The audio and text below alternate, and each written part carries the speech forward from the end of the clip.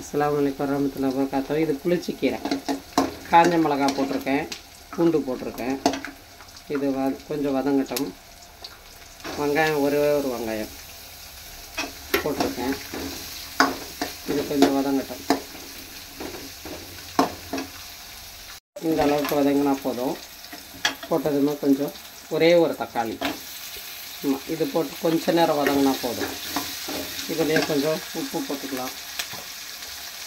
புளிச்சக்கீரை எல்லாம் வேக வச்சு கடைவாங்க, வேக வைக்க வேண்டாம். நீங்கள் வந்து இந்த மாதிரி வதக்கிட்டு மிக்சியில் போட்டு அடித்தாலே போதும், நல்லாயிருக்கும். அவ்வளோதான். இது கொஞ்சம் வதங்கினதுமே அப்படியே இது புளி கரைச்சி விடணுன்னு இல்லை. இந்த மாதிரி கொஞ்சம் புளியை கொஞ்சம் கழுவிட்டு கொஞ்சம் ஊற வச்சு கழுவிட்டு இவ்வளோ புளி போட்டால் போதும். சும்மா ஒரு நெல்லிக்காய் சைஸ் தான் வரும் இது. அவ்வளோ புளி போட்டால் தான் புளிச்சக்கீரைக்கு கொஞ்சம் நல்லாயிருக்கும். புளிப்பு உப்பு போட்டிருக்கோம், புளி, மிளகாய், பூண்டு, ஒரு வெங்காயம், அவ்வளோதான். இது கடைசி இது புதினாலாம் நம்ம போட்டு வதக்கி சட்னி செய்வோம் இல்லை, அதேமாரி தான். கழுவி தண்ணி எடுத்து வச்சுருக்கோம். இது போட்டுடணும், போட்டு வதக்குவோம். தண்ணியில் வேக வச்சு செஞ்சால் வளவளப்பு இருக்கும், கீரையில் வளவளான்னு இருக்கும். இது இந்த மாதிரி செஞ்சால் நல்லாயிருக்கும். இது எங்கள் வீட்டில், எங்கள் பொண்ணு வீட்டில் வாசலில் செடி போட்டது வீட்டுக்கீரை. பாருங்கள், எவ்வளோ போட்டாலும் கொஞ்சமாக ஆகிடும் அது. இது வதக்கி செய்கிறதுனால நல்லாயிருக்கும்.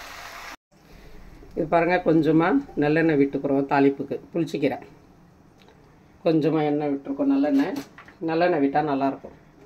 அதனால் கடுகு கொஞ்சம் போட்டுக்கலாம். கடுகு கொஞ்சமாக போட்டிருக்கோம்.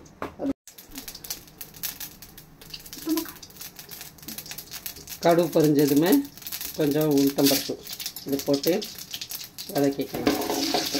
இது கொஞ்சம் செவந்த பிறகு இது டேஸ்டிங்காக நம்ம சாப்பிடும்போது இது வாயில் கடிப்படும் போது சூப்பராக நல்லாயிருக்கும். சாப்பாட்டோடு சேர்த்து சாப்பிட ஒன்று இது கடிப்படுறதுக்கு நல்லாயிருக்கும். இது வதக்கி வச்ச கீரையை இது பொடி, வெந்தய பொடி, சீரகப்பொடி கொஞ்சம் போட்டிருக்கோம். போட்டு இது மிக்சியில் போட்டு எடுத்துருக்கோம். பாருங்கள், இதில் சேர்த்துக்கிறோம்.